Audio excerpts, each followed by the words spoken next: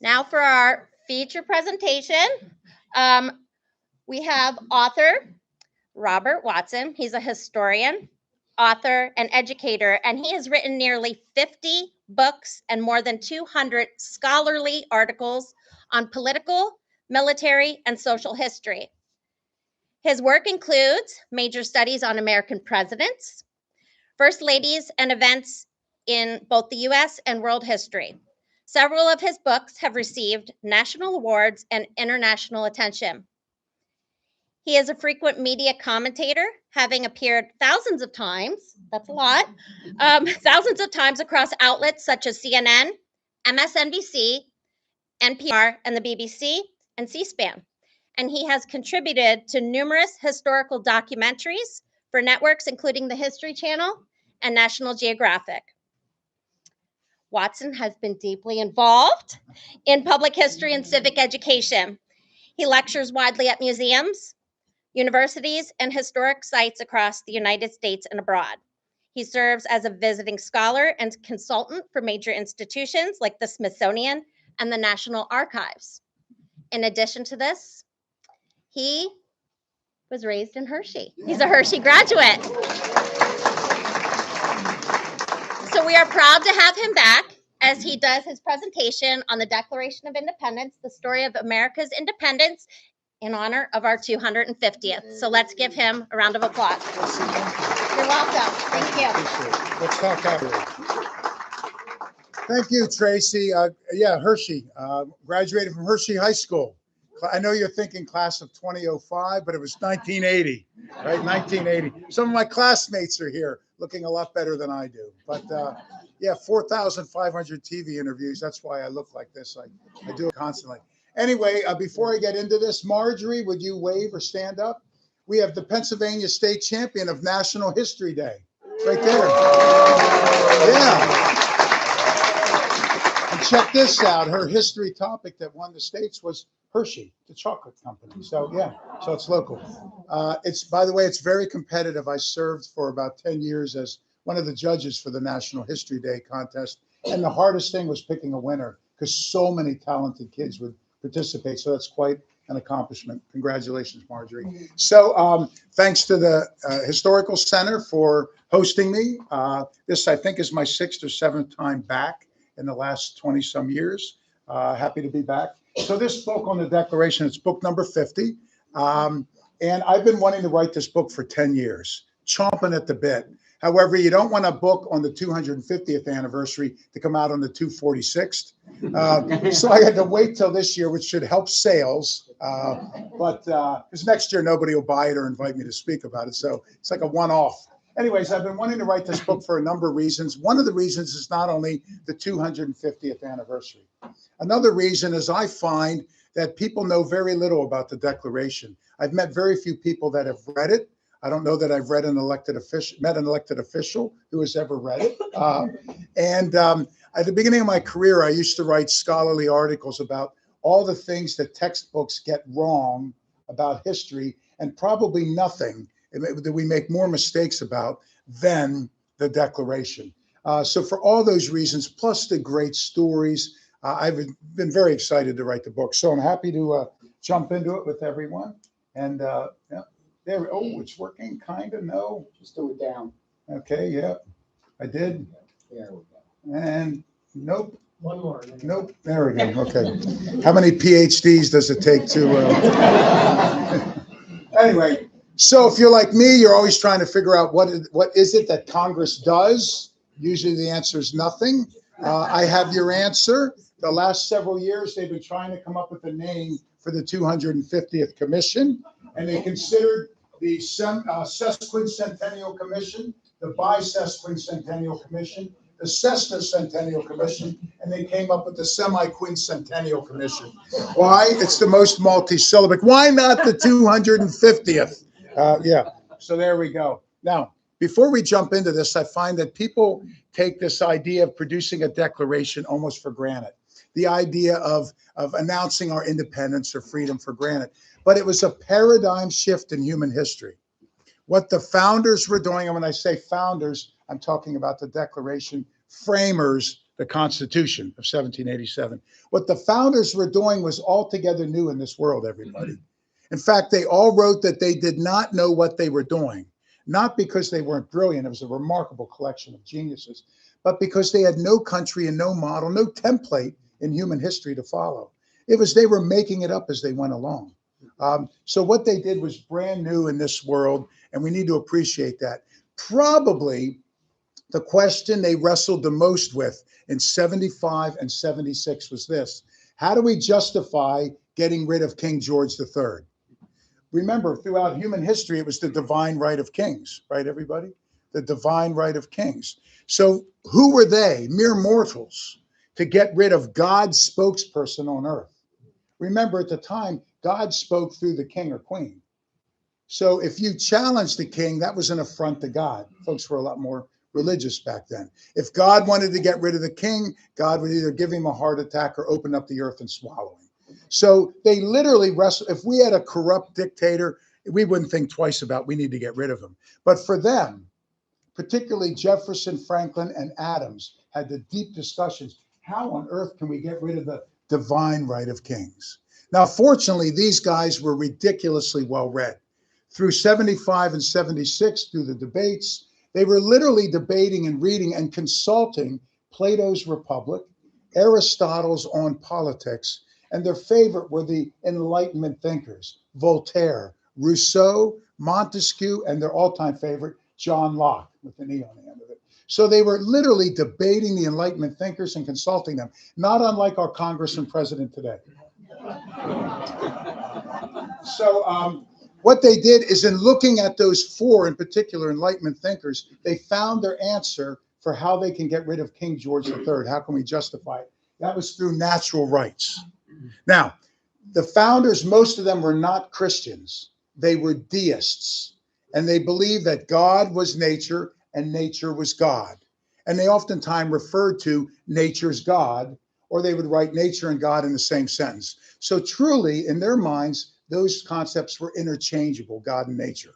So what they said was the king bestows rights on his people, but there are rights that supersede, rights that are more foundational than anything the king can give, and those are the rights given by God or that exist in nature, God and nature. And one of those rights is this: since we're God's children, if the king is not treating us decently, we are the unalienable, we would say inalienable, unalienable, God-given right to a revolution. So that's where they got it from. So then Thomas Jefferson sat down primarily with Franklin and Adams and tried to figure out, what are these basic rights that God gives us that exist in nature? And they started off with the list of four: life, health, liberty, and property. Well, they realized they couldn't give property as a right because women could not own property, American Indians, free or enslaved blacks, the Irish in many cases, indentured servants, and in the South, they restricted property rights to only the wealthiest of white men. So even if you were a white man with a little money, property's beyond you. So they had to get rid of property. And Jefferson in particular, as a pure Lockean, John Locke, Jefferson was conflicted. As a mortal, I just got rid of 1/4 of God's rights for his children. Who am I? Then they debated further, and they can't give health as a basic right. I mean, we're Americans. We don't believe in universal health care, but I'll spare you my politics. So now they're down to life and liberty. 50% of God's rights they got rid of. So Jefferson, who spent 17 days in a second-story loft in Philadelphia at the Graff House, it's still there. Graff was a bricklayer. Jefferson dispatches a rider to go get America's Leonardo da Vinci. That would be Ben Franklin. Ben Franklin will know what to do. And Ben Franklin comes over and they debate and they come up with life, liberty, and the pursuit of happiness, which is fantastic because it doesn't mean anything. Or it means everything. Or what does it mean? So unfortunately, a lot of historians and textbook writers have been sloppy, saying we don't know what the pursuit of happiness means. Here's what it does not mean. What makes me happy is going on cruises, playing basketball, playing music, and eating ice cream. Those are probably my big four. That's what makes me happy. But that's not what they meant. Happiness to them was this: it was a mixture of self-determination and self-actualization. Now, we would take that for granted because we believe in the American dream. But back then, not so. Throughout all of human history, and even in the 1700s, there was no such thing as self-determination and self-actualization. What it was if your father grew corn, guess what you're doing for a living? Growing corn. You know what your father's father before him did? Grew corn. Guess what your son's doing? Growing corn, and your daughter will marry someone who grows corn. So basically, that's all of human history. So this idea of Franklin and Jefferson of self-determination and self-actualization, it's a microphone drop. It's one of the most profound aspects of the Declaration. It's a paradigm shift. It's heresy. This idea that in America, we can introduce this idea to the world that anyone can be whomever you want and do whatever you want. And that was brand new in this world. So they did that. Now, it was not audacious. You could say it was foolish, if not asinine, to fight the British. Here's why. It's the world's most powerful military. The Revolutionary War starts in mid-April of 1775 with shots in Lexington and Concord, right. And when the war started, we didn't have a military. We didn't have a general. We didn't have a capital. We didn't have a flag. We didn't have a currency. We didn't have a national anthem. You get the point? And we're going to take on the world's greatest military. This is crazy. If you could take a time machine and go back to Philadelphia, the first meeting was in 74 at Carpenter's Hall, then 75 and 76 at what we now know as Independence Hall. At the time, it was the Pennsylvania State House. So if you could take a time machine and go back there, here's what you find. A lot of the founders did not think we could pull this off. And you know what most of them were thinking? It's only a matter of time before we're swinging from a British rope for treason. They had a fatalistic view that they're all going to be swinging. So by them signing this declaration, they were in effect signing their death warrants. It was very brave. And as I've written, every single soldier, every 19-year-old that picked up a musket was in effect signing his own Declaration of Independence. Every farmer that provided food for the militia and Continental Army was in effect signing his own Declaration of Independence. Every wife that kept a farm growing, raised the kids, kept the business going, was signing her own Declaration of Independence. So they were also signing their own death warrants. So this is very, very brave, remarkable. But it worked for one main reason. We picked George Washington. I've written a book on Washington, a book on the Revolutionary War, etc. Had we picked anyone else, we'd all have tea tonight instead of snacks back there. Washington somehow, to appreciate Washington, here you go. Washington took a ragtag band of poorly trained farmers, ill-equipped blacksmiths, and teenagers who had never been away from home and beat the world's greatest military superpower. Wow. Wow. Now, if you run that war over 10 times, I'm sure that we lose 9 out of 10. In fact, I've written that. Stand behind it. We lose 9 out of 10. But against all odds, Washington managed to pull it off. So why a declaration? A couple reasons. One, again, they did not know what they were doing. So they all agreed we should write down what we're trying to do, what we hope happens, and why we're doing it. So in a way, it's like an academic citation or something. They wanted to let the world know what they're trying to do.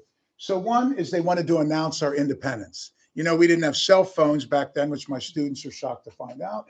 We didn't have paved roads. We didn't have NBC. How would people even know what we were doing? And historians always cite what they call the Adams Third. John Adams wrote a letter once where he said about a third of the people are patriots. They support us. Another third are loyalists or royalists. That is, they're pro-crown. And the final third have no idea what's going on. Not unlike today, right? So that was Adams's third. If that's the case, you need to just announce and tell people, by the way, we're now independent. We're a new nation. So number two, they needed a legal and philosophical argument to justify separating from the king. And that's what I just told you about. Natural rights, the God-given right to a revolution. Three, the Declaration is a mixed document. The introduction and the preamble are high prose, beautiful poetry. I'm often asked, what's my favorite poem? I say the Gettysburg Address and the Declaration of Independence. It's beautifully written. as they would rap in the musical Hamilton, and I wore my Hamiltons tonight for y'all, because I wore my George Washingtons last night, if anybody went to that lecture. Anyway, Jefferson had the skill with the quill, right? He could write. So it's beautifully written, but the majority of the Declaration is simply a long list of grievances, almost bullet pointed. It's like a divorce agreement. They just made a long list. And you know, the king, why are we leaving? Because he closed our ports.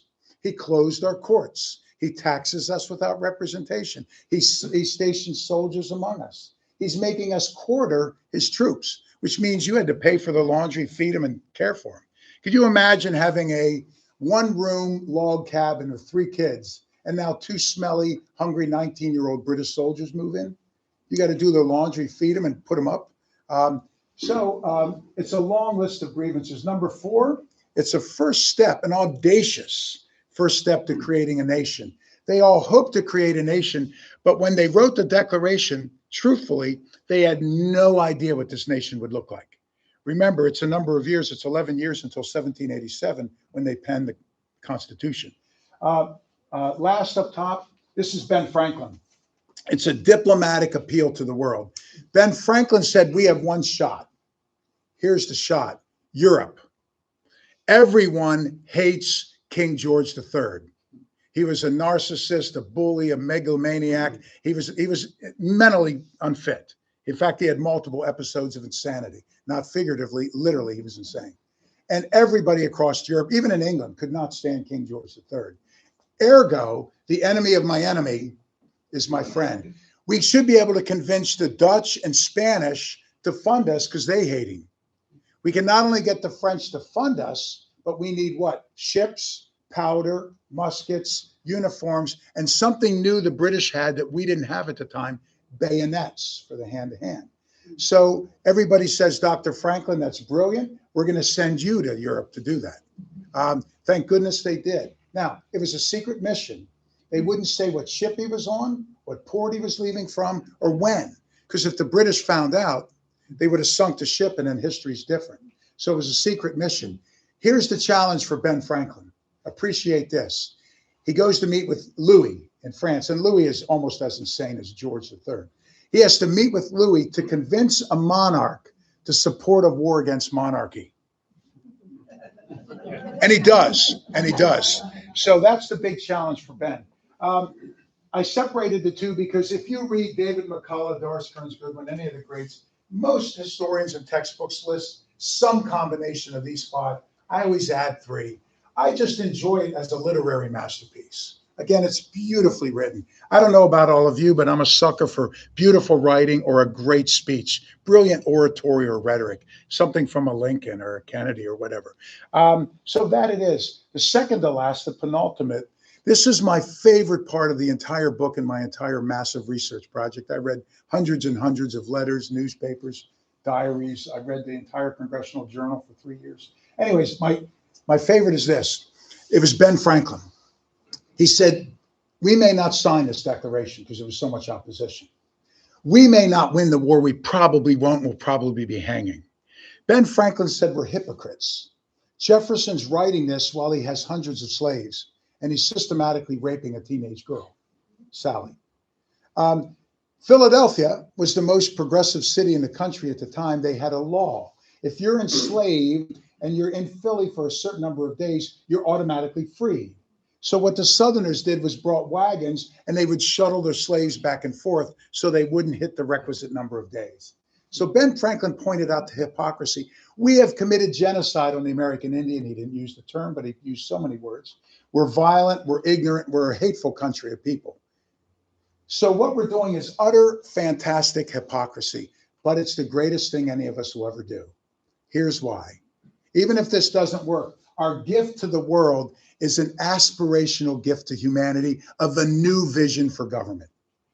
In a day and age, in an era of all tyrants, dictators, and monarchs, guess what we're going to give? The idea that Lincoln would later say, of, by, for the people. So Franklin didn't know this would work, but he said, the Declaration's not even for Americans. It's for the world, and it's for history. It's for the future.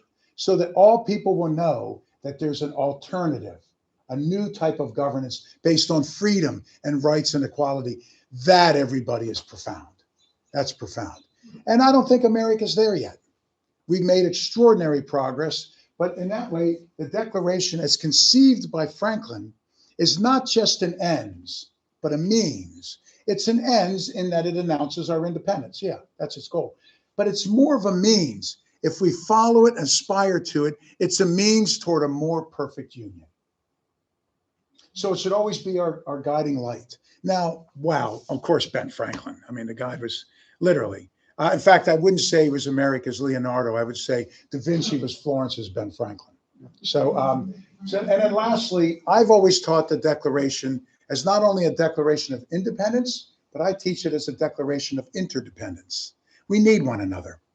We need Europe. We need trade. We need alliances. We need treaties. We need partners. All the colonies and then states needed one another. The concern was this: when we're starting this war, the South Carolina troops refused to fight under an officer from North Carolina. Pennsylvania and New York could not figure out how to barter whiskey, corn, rye, whatever. They almost went to war with one another. Everybody wanted their own currency. We couldn't click together as a common clock. So we needed to bring everyone together. And Franklin in particular was really keen on this idea, we're all in it together. Do you remember Ben Franklin's famous cartoon of the snake that's chopped up? And each section is a different state. You know, we'll hang separately. We have to hang together, or we'll all hang separately. So this idea of interdependence, whenever a delegate or a state did not want to vote with them, they would get them to abstain from voting so they could give the appearance of unanimity. So, for example, they had a lot of trouble with New York, and I find it hard to imagine New Yorkers being difficult. But they would always beg New York and their delegation, please abstain so we can give the appearance of being united, interdependence. So those are the reasons for it. Now, one thing all the textbooks get wrong is they always say that I actually did it's not so much an academic study, but it was published. I went through all the leading textbooks, middle school, high school, and college, to see what mistakes they made. And every single one of them, 100% of them, said there's two causes for the Declaration and Revolution. On your left, the Boston Tea Party. On your right, the Boston Massacre. No, they're not causes, they're symptoms. The causes go far deeper than those. Moreover, we teach the Boston Massacre and the Boston Tea Party completely inaccurately, 180 degrees so. And we're still doing this. I remember when my son came home from school, kindergarten, first, second grade, something like that. And he was into history, and he heard me on the radio or TV all the time, or I would schlep him along with me when I would go on tours, history tours. So he comes home from school, and I picked him up after school. Alex said this. He goes, Dad, Dad, Dad. He runs out to the car. You're not going to believe. And I'm, remember how they were at that age? Everything's amazing. And I go, what, bud? What happened? He goes, guess what the teacher said? I said, what? She said the Boston Massacre. And he went on to proceed. And I said, well, what'd you say? He said, oh, I told her she was wrong. I'm like, I definitely need a parent-teacher meeting ASAP. Anyway, let's start with the Tea Party on your left. That's 1773, everyone. Yes, we did dress as Indians. Yes, we did appropriate Native culture. It was organized by a group called the Secret Nine, because there were 9 of them. We know them as the Sons of Liberty. It was in protest to the tea tax, which is one of many. And they dressed as Indians. They marched through the streets of Boston to the port. There were 3 ships in the port, over 300 crates of tea. The biggest ship was the Dartmouth, like the college now. And they went on board the ship and threw the tea over. Now, textbooks depict the Boston Tea Party as kind of like a January 6th violent uprising. It was a parade. They paraded through Boston. Fife and drum folks marched along with them. Kids and dogs ran alongside. The public gathered and clapped because there was nothing to do back then. They didn't have the Hershey History Center. They didn't have the Patriots or the Celtics. There was nothing to do. So it was a parade. Even British officers, commissioners, would stand there watching them march down the street going, what's going to happen? They boarded the ships. They threw the tea over. And then they cleaned up the ships and had a parade back. Now, here's my favorite part of it. My favorite part of this, because I happen to like this person, also because we don't know why. It's still a mystery. Phyllis Wheatley was the first published Black poet. Big fan. By the way, George Washington was a big fan. Phyllis Wheatley was a former slave, first published Black poet. In the deep holds of the Dartmouth were crates of tea next to crates of books of her poetry. They threw the tea over and left her poems. We don't know who, why, when, or what. We just know they left them. So I love to provide this fanciful imagination that the guys are like, hey, yo, Andy, throw up the tea. Dude, no, that's Phyllis Wheatley's poetry. Very progressive Black poet. Her verse and rhyme or stanza. Oh, dude, leave Phyllis Wheatley's tea. Everybody, don't touch Phyllis Wheatley's latest book of poetry. I don't know. That's my hope. But anyways, we just don't know, but they left it alone. So that's the Boston Tea Party of 73. The Boston Massacre of 1770, we even get more wrong about this. This is Captain Thomas Preston. The British did not line up in Boston and gun us down. In fact, we were completely at fault. It was a riot, not a massacre. So the big tall building in the back is the Commons, and it's the main building where the British Treasury was, their offices were, and so on. It's March 5th, 1770, and Boston is in a deep freeze.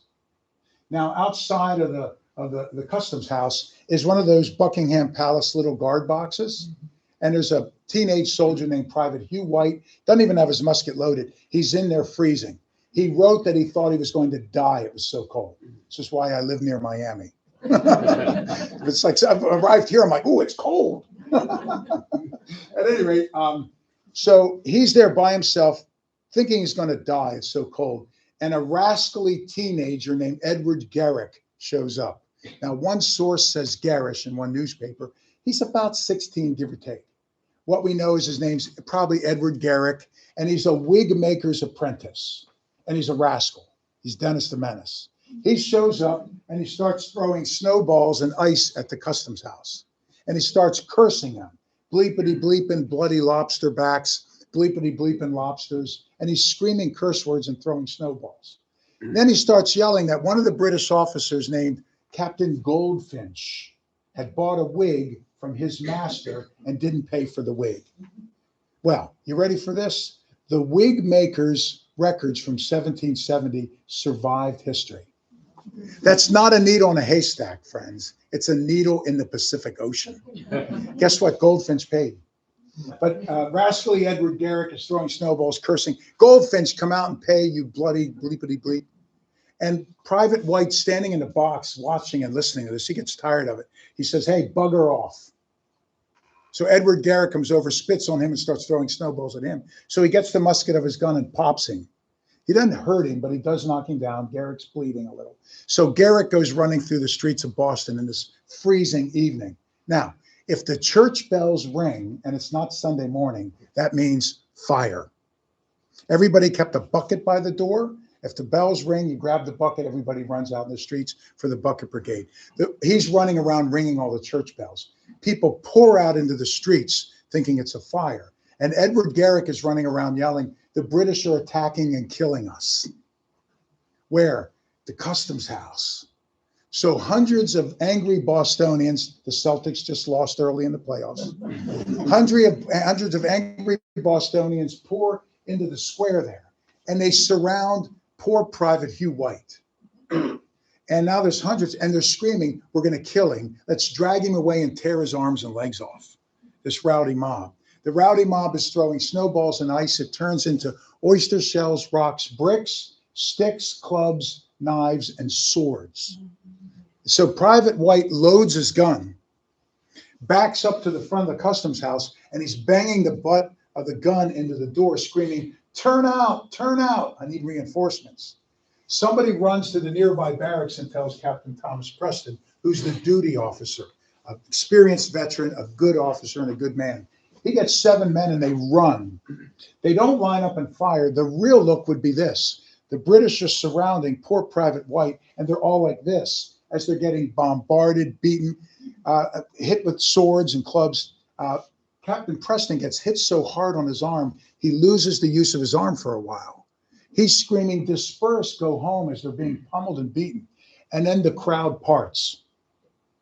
And here comes the first casualty of the revolution. You know the name, Crispus Attucks. He's half black, half American Indian.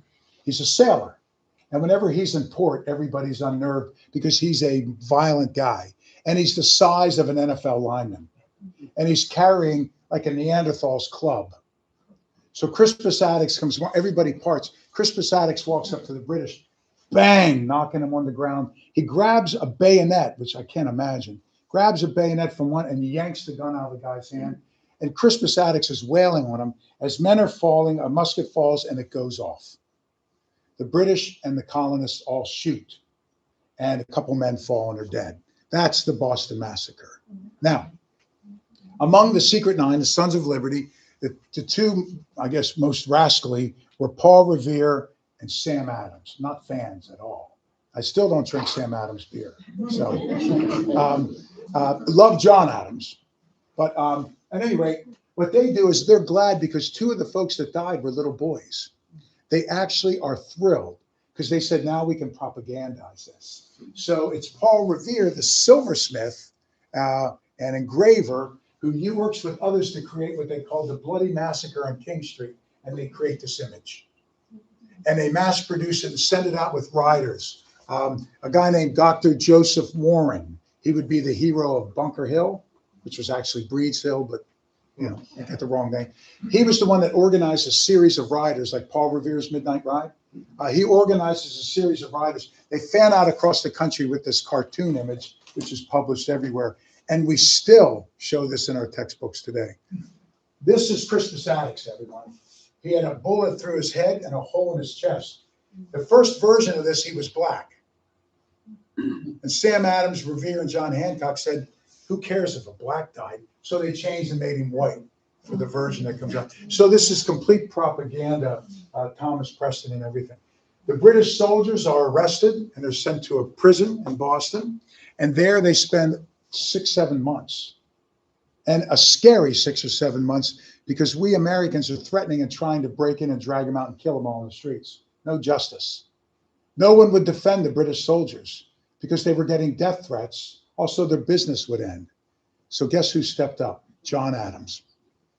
John Adams defended the British. Abigail was worried. To Abigail's credit, big Abigail fan, she comes around and supports John on it, even though their family was threatened, everything. Adams's law practice plummeted after this. And of course, everybody's lying in the courtroom and making up versions of it. John Adams's closing remarks seal it, and he gets all the British soldiers off the hook. All but 2 were found innocent. The other 2 were found guilty. Adams negotiates it down from murder to manslaughter, appeals to the clergy. It's their first offense. They brand them with the letter M on the guy's thumbs and let him go. Adams rushes them to the port and says, get on the first ship out of here. You're all going to be murdered. Adams's closing remarks, he starts with the words, facts, my friends, are stubborn things. And he proceeds to get the British off the hook. So none of this happened the way it's presented. That's the French and Indian War on the left, and this is the Stamp Act on the right. I put things, I'll talk about that in a minute. Lexington on the left, Concord on the right. I'm going to skip it just for the sake of time. Let me quick go from the French and Indian War. The real cause of the writing of the Declaration and the Revolution was the French and Indian War. This is sometimes known as the 7 Years' War. It's in the 1750s, 1760s.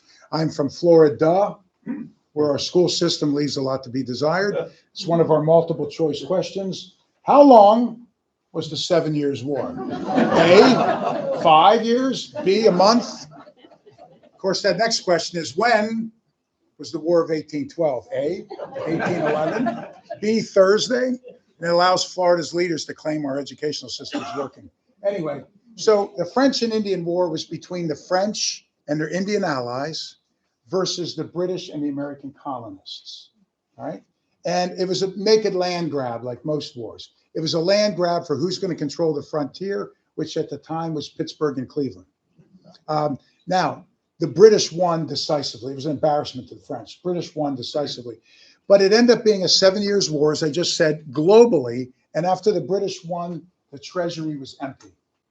So the British said we should probably tax the colonists. Now, if you took that time machine back that I mentioned earlier, take the time machine back, here's what you find. It was not taxes per se that caused the revolution. the Boston Tea Party. It was how the British implemented the taxes. So first off, the goal of the taxes was to replenish the treasury after the French and Indian War. Because King George III was a petulant brat, pretty soon the purpose of the taxes was, how do I grind the American colonists into the dirt? So for example, we would send King George III what we called an olive branch petition. Can you please relax some of the taxes, maybe lighten the taxes on tea, paint, coffee, sugar, glass, playing cards, everything. Can you please relax it? He would write back, and of course it took weeks to get over there, weeks to go back. He would write back and say, I didn't even read your petition. And now that you question me, I'm hitting you with more taxes. I'm closing the following ports, and I'm sending 4 more ships of soldiers over. Na, na, na, na, na, na, that kind of thing. And then we reach out again and he'd say, I'm not even reading it. I'm going to hit you with more taxes. So the taxes were not about replenishing the treasury. It was about grinding us into the dirt. Moreover, he taxed everything. And most Americans were used to barter. We didn't have currency, so he made us use English currency and then didn't send enough of it over. So with the limits to cost, nobody could afford anything. So that's really the causes. Now, reconciliation. So if you take that time machine back, here's what you find. The Continental Congress had countless debates over reconciliation, should we reconcile with the king, versus what they called independency. And every debate ended up with what? Reconciliation. So our textbooks kind of envision all the founders fighting for independence. No, they all favored reconciliation. And to the point where 74, 75, and 76, ad nauseum, reconciliation. Things start to change. This is Patrick Henry on the left, a great orator, very charismatic, very well respected. So one of the keys of the more revolutionary founders like John Adams was, we have to get the South on board. Remember, all the activity was Pennsylvania, New York, and Massachusetts. The South was overwhelmingly loyalist and royalist. Why? They were making too much money off the British buying their tobacco and cotton. So we have to get the South on board. The English, the British were even considering, they wrote that the Southerners hated Northerners, like today. Let's get the Southerners to attack the Northerners and do our fighting for us. So we had to get the South on board. So they picked the most important Southern state, which without question was Virginia. Think of how many great leaders came from Virginia early on. I don't know what was in the water in Virginia, but they produced a remarkable number of great leaders. So they had a 2-day convention in Richmond at a church, and they're debating reconciliation. And guess what? Everybody favors reconciliation until Patrick Henry has enough of it. He stands up and gives a Winston Churchill-esque speech where he ends by saying, and as for me, give me liberty or... And he calls for a vote, and guess what? They voted for independency. Now we have the big momentum. Thomas Paine writes an essay called Common Sense, which becomes an overnight bestseller. Printed, reprinted. Thomas Paine has a gift for explaining complicated things in a simple way through beautiful language. In fact, Ben Franklin's the one that met Paine in 74. He was in England and said, you need to go over and do this for us. So it was Ben Franklin that got him published and got it working. George Washington ordered that Thomas Paine's Common Sense be read to the army. Every street back then had a tea house, and everybody would hop up on in a tea house and read Common Sense to the folks that couldn't read it.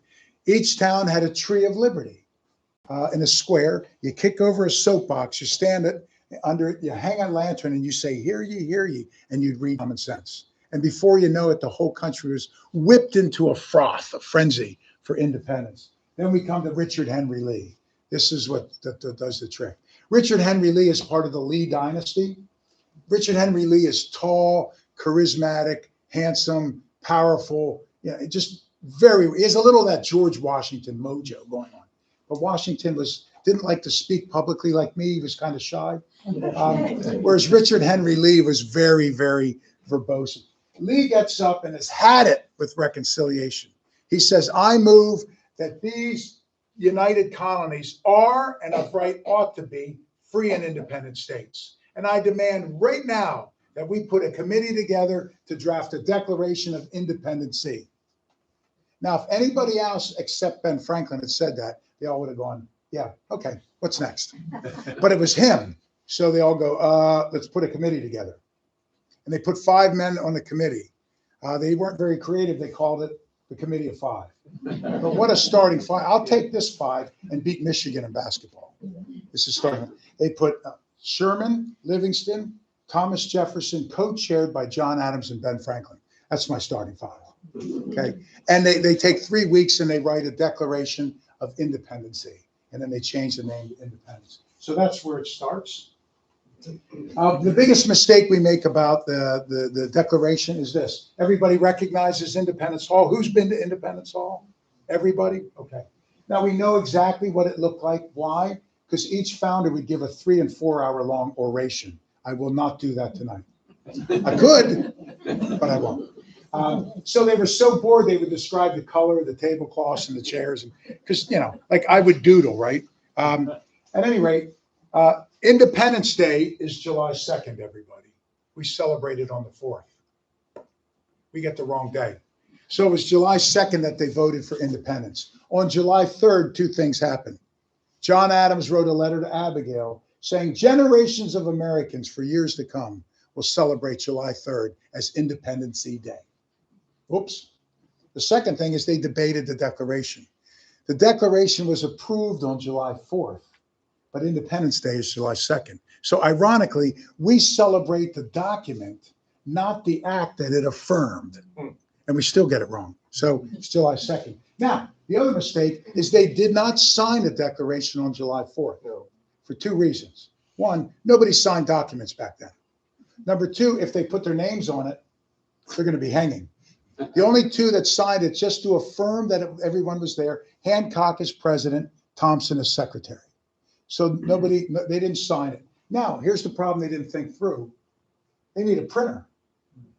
Now, if all of them are going to be hanging from a British rope because they did this, whomever prints. Now, when the British invaded Philadelphia, what did the founders do? They ran. Lancaster, Annapolis, Hartford, right? They ran. But the printer can't run with the printing press. So people were worried that the press was going to be burned. They and their family employees would all be killed. So they couldn't find someone to print it. An immigrant stepped forward named Dunlap, John Dunlap. He said, I'll risk my life, I'll print it for you. He's a recent Irish immigrant. He printed 200 copies at the risk of his life. He inspired everybody. That's why when you go to the National Archives and you see under bomb-proof glass, the very first declaration, it's called the Dunlap Broadside. Because a broadside back, it's like a poster, like a movie poster today. So it's the Dunlap Broadside. So he really inspired people, risked his life. I'm happy to tell you he lived through the war. Despite that, he did lose business. When we finally signed the Declaration, just FYI, 8 of the signers were immigrants. When we signed the Constitution, 7 of them were immigrants. After years of debating where we should have a capital city, there were over 30 cities under consideration, including Lancaster, including Hartford, including Harrisburg, including Annapolis, including Brooklyn. The founders love pizza. That's my theory. So after months and months of a debate, they couldn't pick a city. George Washington finally said, enough. We need a waterway because of primitive transportation and communication. We're going to build it on the edge of the Potomac River where there's nothing. We're going to hack it out of the fields and forests. By the way, next to my home so I can work closer to home. Today would be a giant scandal, but so they picked it. Anyways, after all that debate, Washington finally said, we're going to build a capital city. We need someone to design it and build it. So he picked an immigrant, Pierre Charles L'Enfant. Now we need a Capitol building, the largest building in the country. So he picked an immigrant from the West Indies, we would say Caribbean, named Dr. William Thornton. Now Washington said, I need a presidential palace befitting of the greats in Europe. So he picked an immigrant, James Hoban from Ireland. Anybody been to Dublin? I taught in January at Trinity College. You've seen the Leinster or Leinster House? It looks like it's Leinster. They pronounce it Leinster. That's what he used as the model for the White House. And then Washington wanted all these Ionic Corinthian Doric columns. He wanted all the bling. So he hired Scottish immigrants who were great stonemasons to do that. And halfway through the building of it, they ran out of money. So enslaved laborers finished the city. So that's our city story. The signing started August 2nd. On August 2nd, they all said, you know what? Maybe we should sign this thing a month later. It took them from August 2nd until mid-January of 1777 to find everybody. They couldn't find everyone. A lot of them had gone off to war. Some of them, 6 delegates, the British were hunting them down. So they were on the run. They were literally on the run. The British burned some of their houses. 2 delegates never see their families again. I'm a Pachelbel Cannon fan, so that's okay. Good stuff. Let it play. It's at my wedding, Pachelbel's Cannon. Anyway, it took them until mid-January to find everybody. Now, 56 people signed it. Here's the other pickle we have. The people that signed it aren't necessarily the people that voted for independence on July 2. We don't know exactly because the secretary, Thompson, did not put all those details in the Congressional Journal because he thought for sure they were all going to be hanged by the British. My estimate, for what it's worth, is that 50 of the 56 signers were there on July 2. But that's guesswork. Every historian has their guess. And by the way, mine is within what, David McCullough would have said. So it's within reason. Anyway, so that's when they finally decided to sign it. And John Hancock did sign it, reflecting a guy, talk about arrogant. He really was. They couldn't stand him. Hancock, everything had to be gold. He needed gold buttons for his jacket. He needed a gold. George III can see it in London. Then they signed it. Engrossing. So if you engross a document, you have a scribe. And they got a guy named Thomas Matlock. He was a professional scribe. We no longer have those majors in the colleges where I'm taught.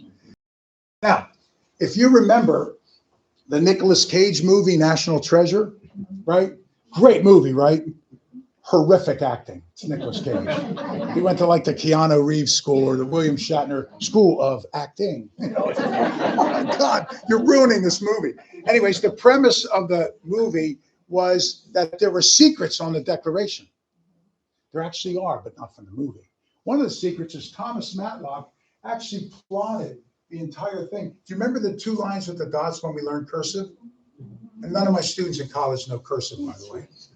They don't know Roman numerals either. No. Anyways, he plotted the whole thing to like we did cursive. Now, you cannot see it in the surviving second copy of the Declaration. This is known as the Goddard broadside, the one with all the signatures, because it's so faded you can barely read it. But Thomas Matlock's letters to the founders survive, where he said, "I'm going to, put the upper house, the lower floor, and the cursive line." So that has disappeared. At any rate, it took them several months for everybody to sign it. They signed it by state. And now they were really worried, we're all going to be killed. We're all going to be killed. Benjamin Rush was the most famous surgeon of the time, Philadelphia, another Pennsylvania. Benjamin Rush said, if we sign this, we're signing our death warrant. And they created kind of a fatalistic office pool. At Super Bowl time, doesn't everybody in the office put $10 in and bet on the Patriots or whatever? So their pool was, who's going to be the first of us to swing? It's not if, it's when. We're going to die by signing this. Ergo, after they approved this and signed it, nobody wanted to print it. So they're back to that.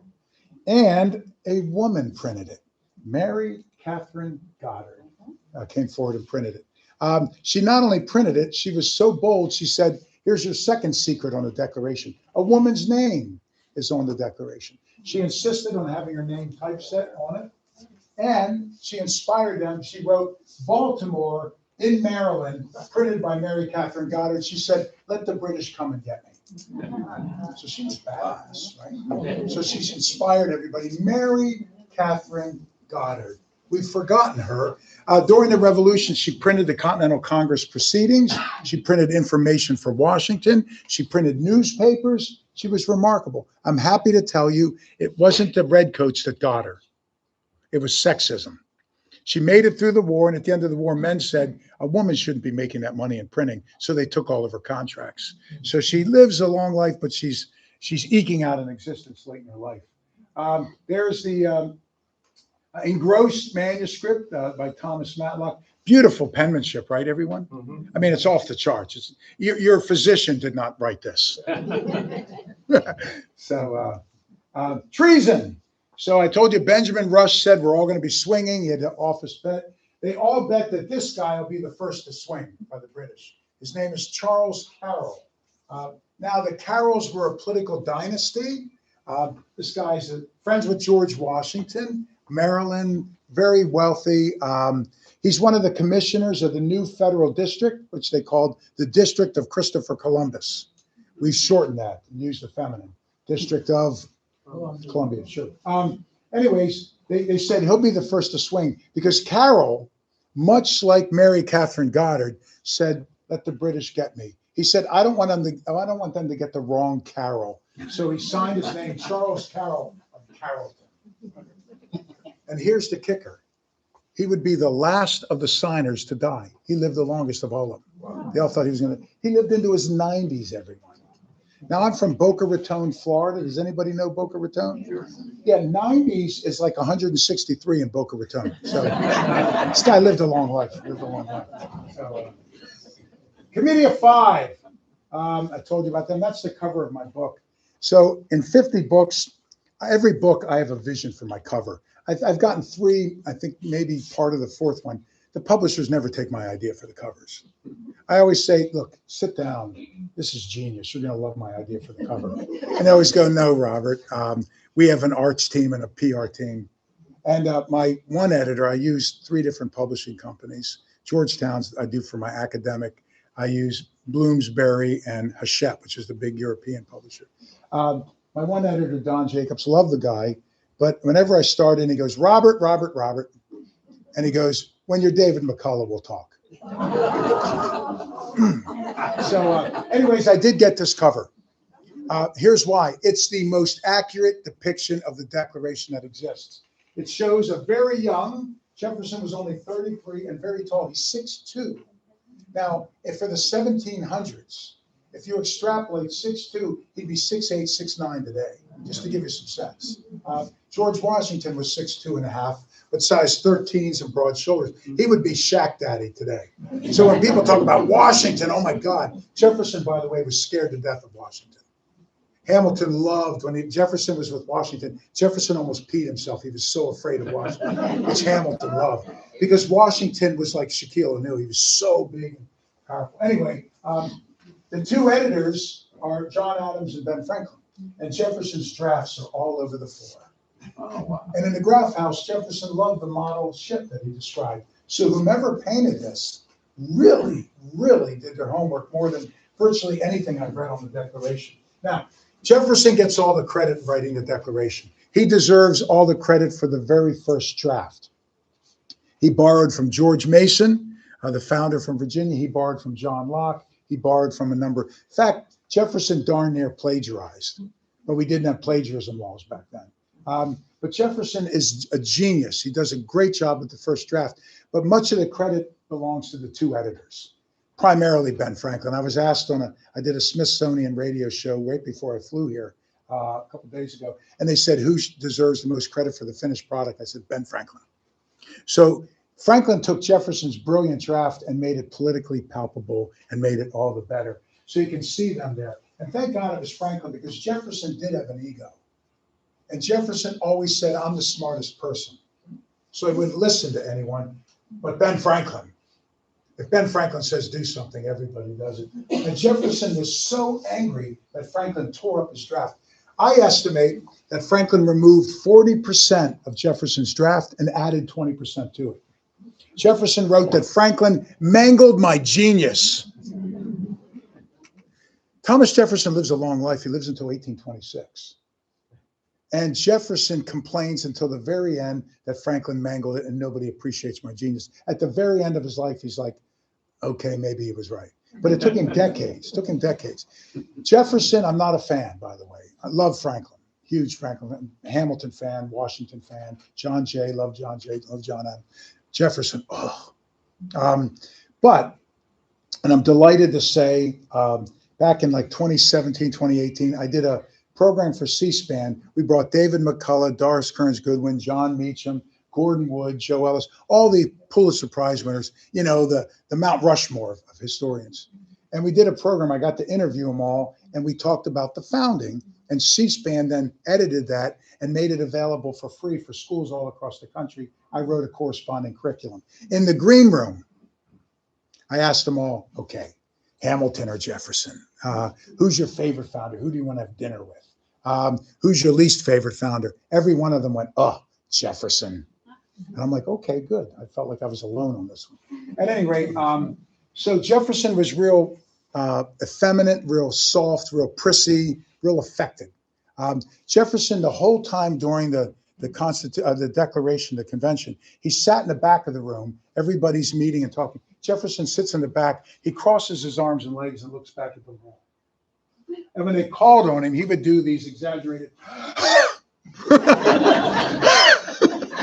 boom, right? And he did a lot of loud tisking and a lot of loud breathing. Like when they're debating something, well, we should change this on Jefferson's, he would go. So, but it's good that he was so whiny, because what he did every time Franklin changed something, Jefferson rewrote the entire draft, pointing out what Franklin added or took away. So I read all these. So we know exactly what they changed. And everyone, when you read it, it's unmistakable. After I read it, I go, oh, Franklin's edits are so much better. Everybody agrees. But it took Jefferson years. So thank goodness he was so affected and whiny. So we know exactly what was added and what was removed. For example, why didn't Adams write it? Adams said, I'm far too obnoxious, which he was, but I like it. Adams realized that the messenger is sometimes as important as the message, that even if he wrote a great document, everybody would oppose it because they couldn't stand him. Why? He was so blunt and direct. If he didn't like it, he'd tell you. God bless John Adams. Why didn't Ben Franklin write it? He said, I'm too old. He had gout. And he says, every afternoon I need a nap. And I see we have some avid practitioners among us tonight. Glad to be of service. So they picked Jefferson.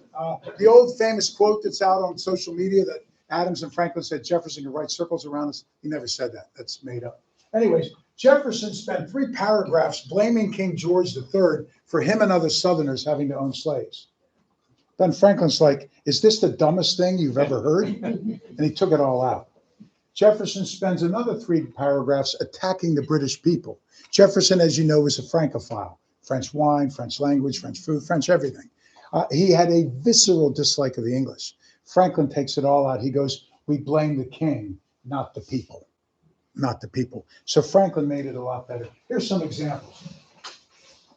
Jefferson wrote, we hold these truths to be sacred and undeniable. Ben says, hand me that quill. We hold these truths to be self-evident. Now, this is profound. Jefferson said the Declaration is given to us by God, nature, and it's divine. Franklin said we're killing Indians, we have slavery, we're big. It's not divine. Franklin wanted it to be based on what? Enlightenment, reason, rationality, human potential. Therefore, it's self-evident, not divine from the Creator. Jefferson wrote that all men are created equal and independent, that from that equal creation they derive in rights inherent and inalienable, blah, blah, blah, blah, blah. Franklin changes it to that all men are created equal, that they are endowed by their Creator with certain unalienable rights. So Franklin, a serious upgrade. Jefferson says the king is conducting a cruel war against human nature itself. Well, we were too. So Franklin said hypocrisy. He said he incites domestic insurrections among us. Jefferson wants to end this by wishing an everlasting adieu to the British. Franklin's like, go get your croissant. Just separation. Bye. So Franklin makes it a lot better. Jefferson mistakenly keeps saying our fellow subjects and colonies. Franklin says we're independent. They're not subjects, they're citizens. And by the way, states, not colonies. So for all Jefferson's brilliance, his head was in the clouds. So Franklin makes it a much better document.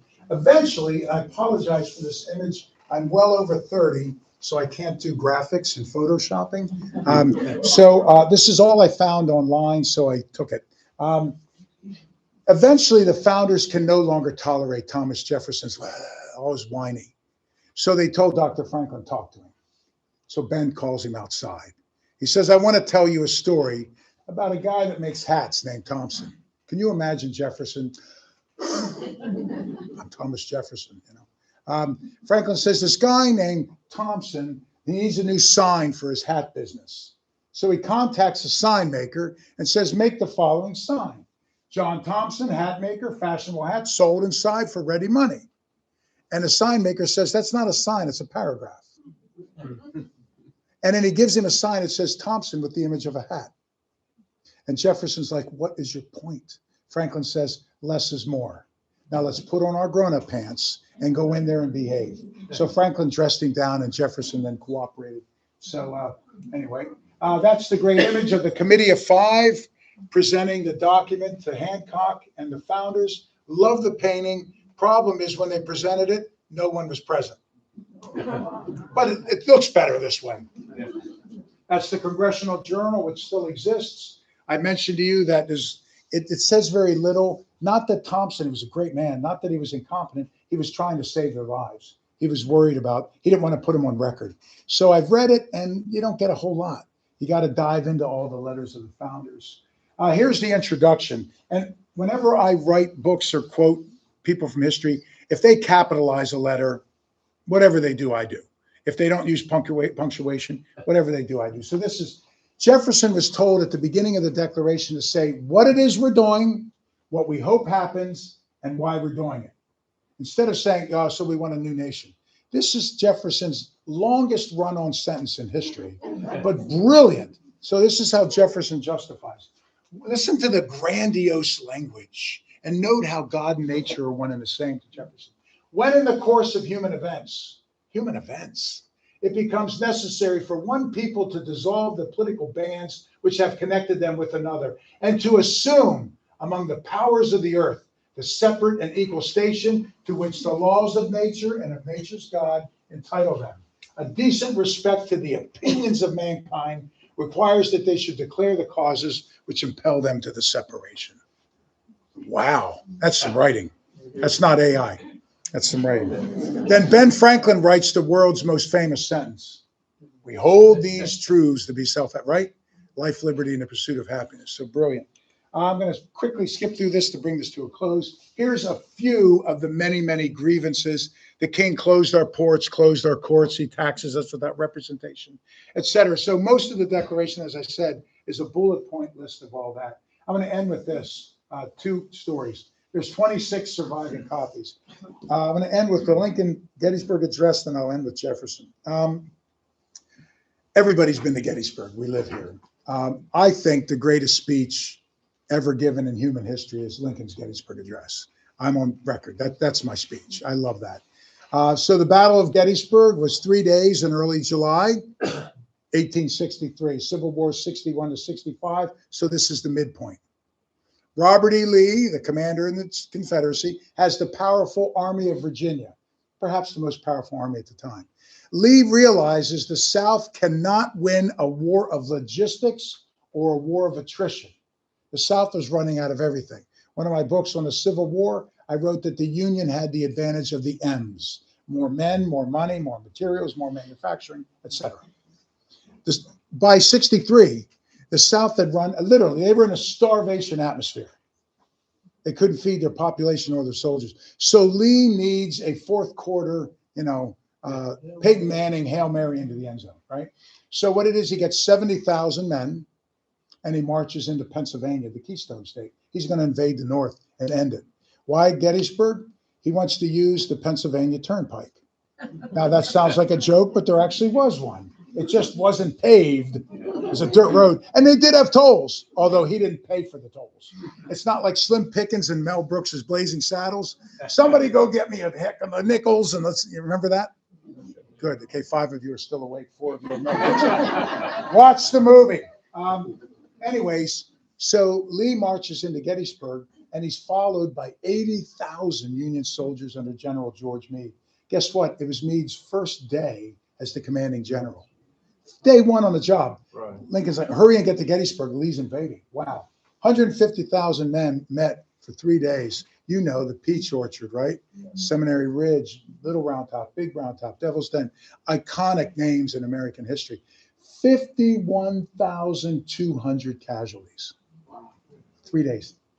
It's a disaster. Gettysburg's small today. Back then, it was a couple farms. They couldn't bury everyone. The Army skedaddle. They couldn't bury everyone. Plus the number of horses, cows, pigs, chickens. The whole region is covered with death. The smell, the disease, they couldn't bury everyone. So they contact the governor. Curtin was his name, governor of Pennsylvania. What do we do? Curtin contacts Lincoln, who says, I have an idea.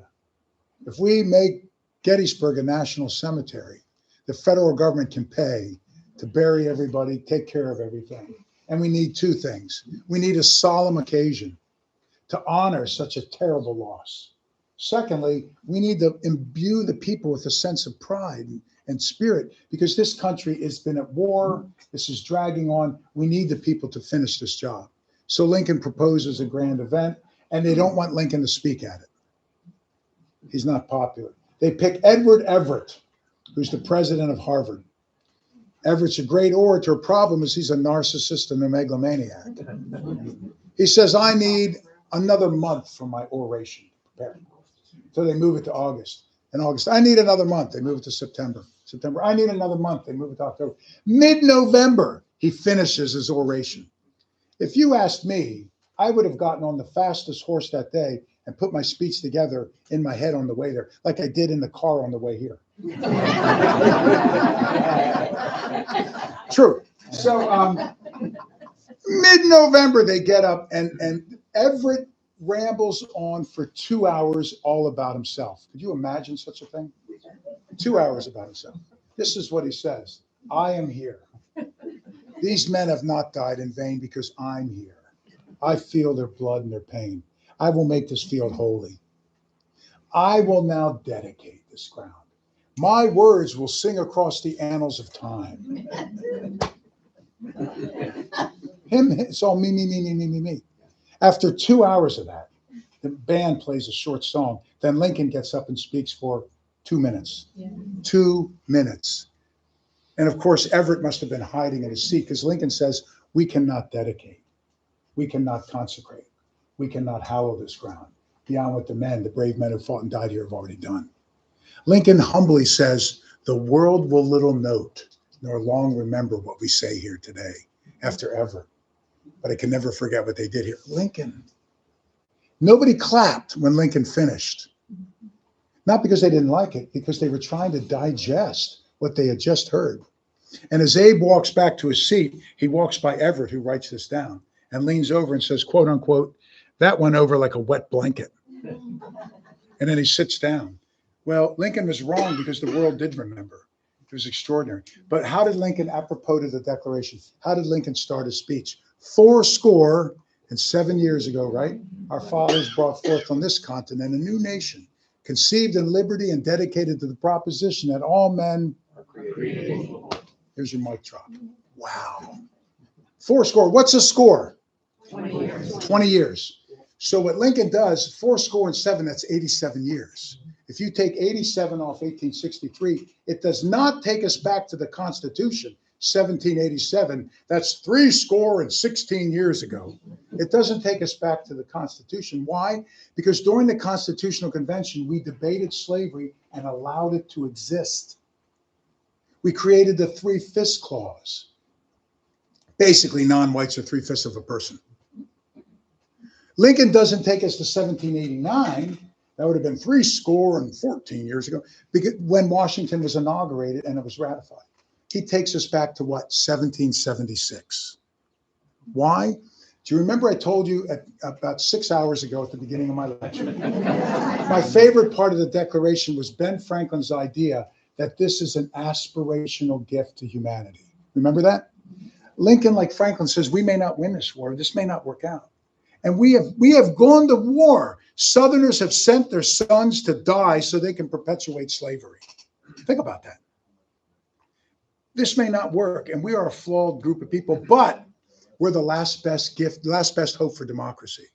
Lincoln's view is this: if we can pull this off, this speech, this war, is an aspirational gift to humanity. That we can have union, we can have independence, we can have freedom, we can have rights. So that's Lincoln's idea about coming together. What Lincoln does in present day parlance, he reframes, he rebrands the entire war as a new birth of freedom. Wow. Where does Lincoln get the idea?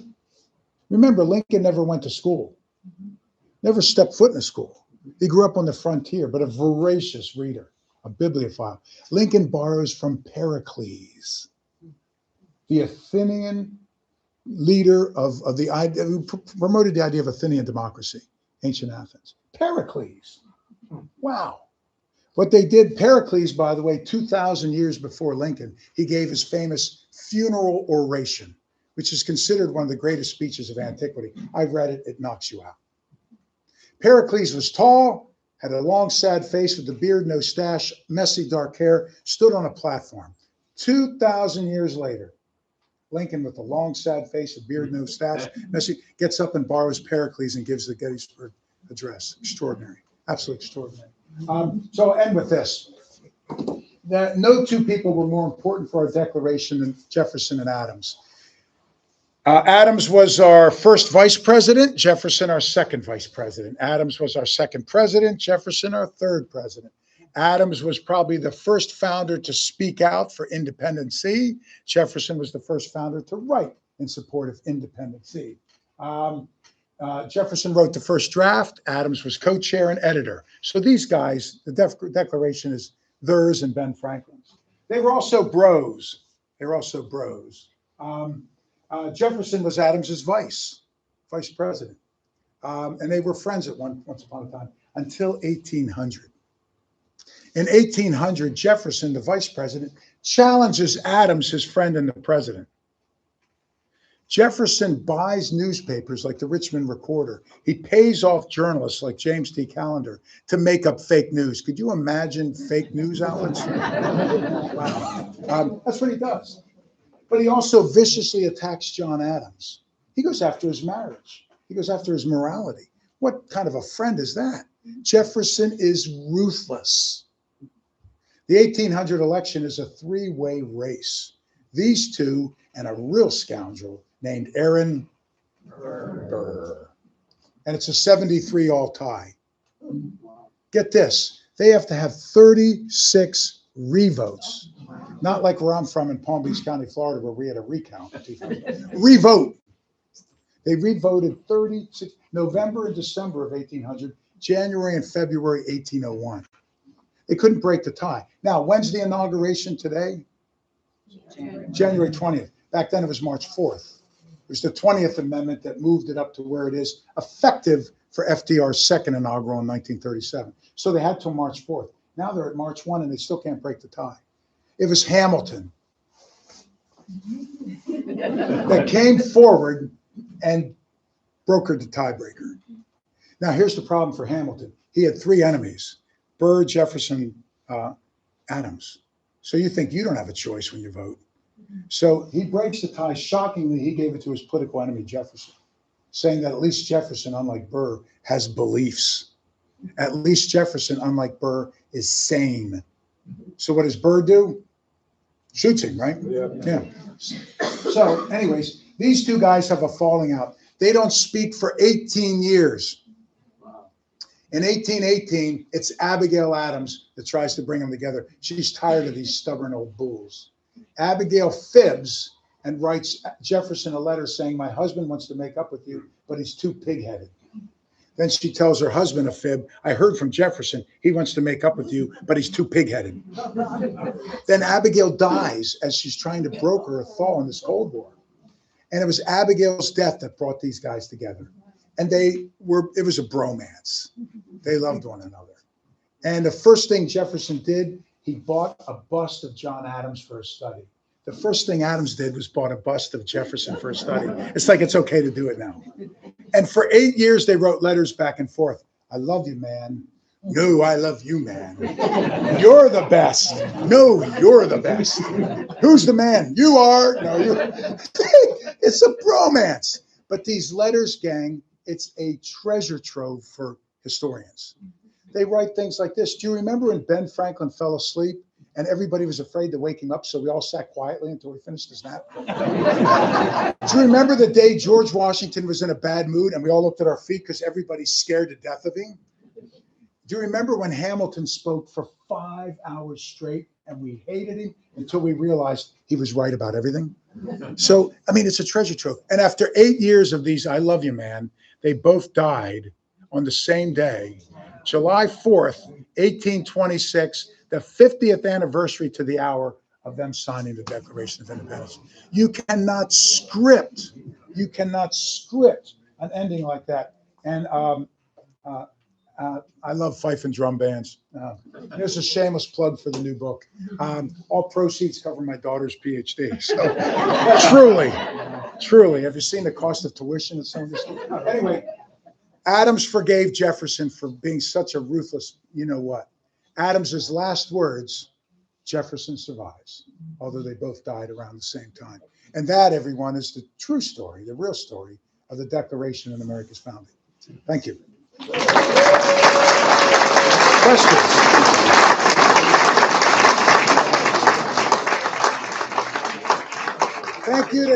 Thank you to Tracy and the volunteers and the staff here at the right? Let's give it up for Tracy and the staff. Thank you. What a great resource for your community, everybody. Be sure to support the center. So. Thank you. Did you want to open it up for a few questions? A couple quick questions because I think I went pretty long. That's okay. We can open it up to just a few questions if anybody has them. Do you want to stand up and say it? Sorry, I want to turn around and get the audience here. There's a British author named William Dalrymple who wrote books about the British East India Company. I think that he got one up on my realized shelf. That part of the reason that the colonies were afraid was because the British government was going to allow the British East India Company to get a toehold in the United States. Have you ever? Yeah, I've read Dalrymple. I both agree and disagree. I think he's too simplistic. I think it's fascinating. I mean, I cut out so much to get it. You have to buy the book. So clearly, trade, monopoly, tea, and taxes are part of the game. That's a piece in the puzzle. It's not the whole puzzle. But it's a good. Maybe it's a corner piece, right? It's a good piece of the puzzle. And the British were trying to prop up their trading companies who were going under. So it was like a government subsidy. So they figured they'd make us subsidize it. So that was part of it. And of course, nobody drank water back then, unless if you wanted to die. It was not healthy. You drank tea, you drank rum, you drank whiskey, you drank, beer. So nobody drank water, even kids, they all drank tea. So people were addicted to tea. Every street, you think Starbucks is everywhere, every street had a tea house. And you would go there to socialize. You'd go to play checkers. You'd go to play cards. The tea house was the community gathering place. So tea was as American as like in the 50s, a big car with a whale tail, right? So that hit us hard. So yes, it's part of it, but I don't agree that it's the, driving force, the tail that wagged the dog. So, yeah. Any Anyone other? else? Okay. All right. Oh, we have Art as one. Okay. Real quick one, why didn't Franklin publish the Declaration? Well, everybody wanted Franklin to do it, but he said I'm too old. He had gout off and on. Ben Franklin was the oldest person any of the founders had ever met. Mm. Now, by our standards today, he lives into his early 80s, which is a spring chicken today. But he was the oldest person anybody had met. So Franklin was not in good health. His age was such, and Franklin was he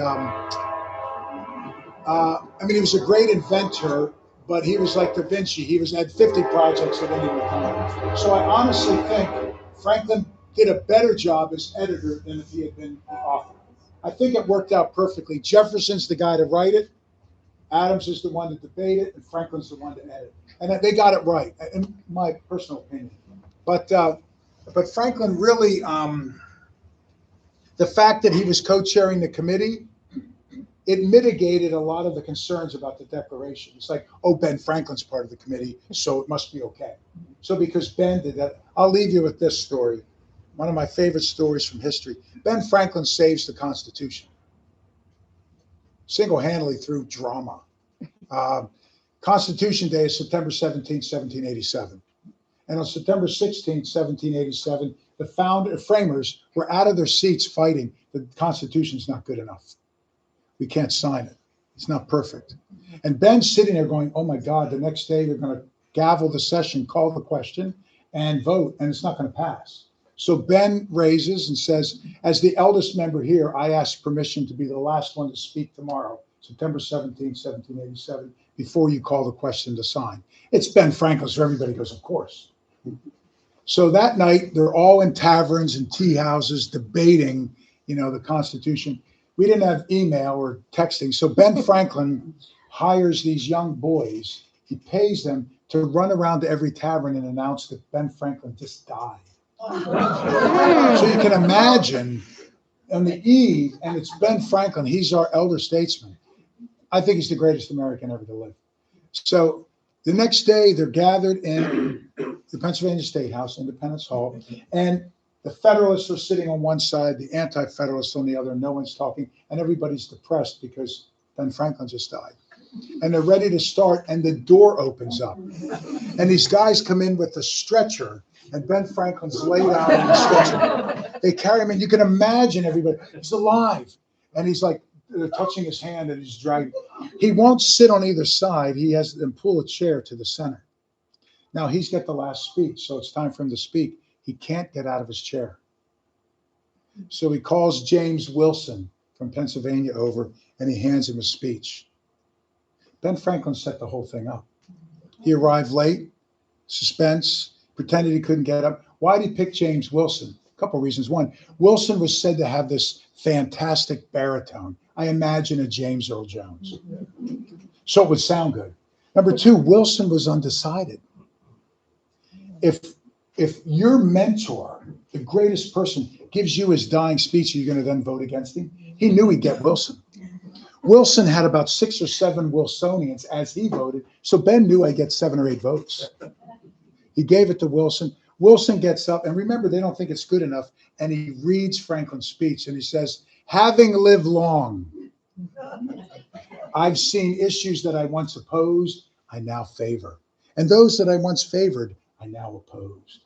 Let us all doubt our own infallibility.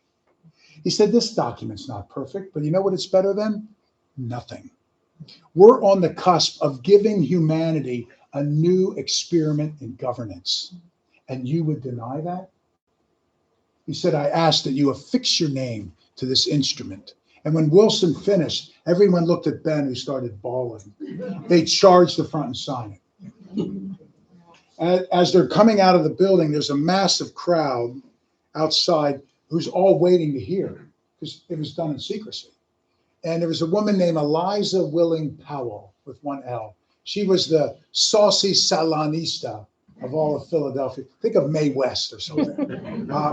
And she was the only one who could tell George Washington off. She was kind of his muse. Anyway, she pushes her way to the front. They open the door and they carry Dr. Franklin out. He's draped over. Imagine the effect. She yells, Dr. Franklin, what have you given us?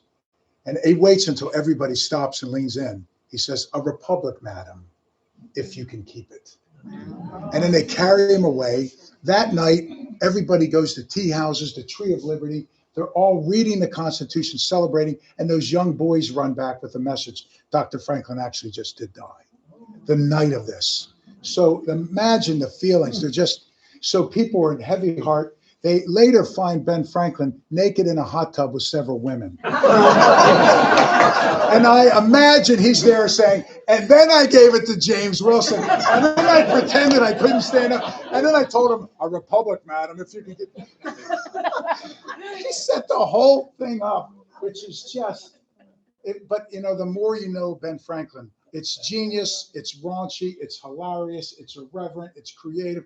Ben, I always say, and I'll leave you this, if I had a dinner party from history and wanted the 5 smartest humans ever to live, like Da Vinci or Einstein, I'd have Ben Franklin at the party. If I wanted a dinner party and I wanted to laugh and I wanted to have Robin Williams and Jim Carrey, I'd have Ben Franklin. And if I wanted a raunchy dinner party that went in Vegas and what happened there, I would definitely have Ben Franklin. So, thanks, everyone.